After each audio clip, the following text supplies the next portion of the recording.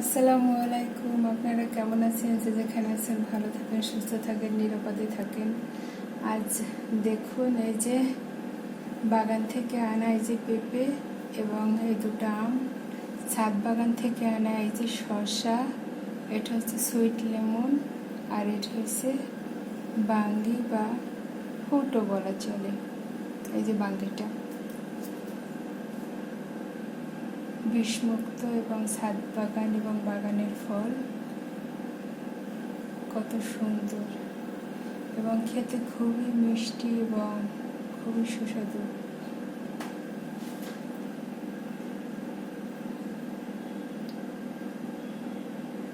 দেখুন কত সুন্দর ফলগুলো।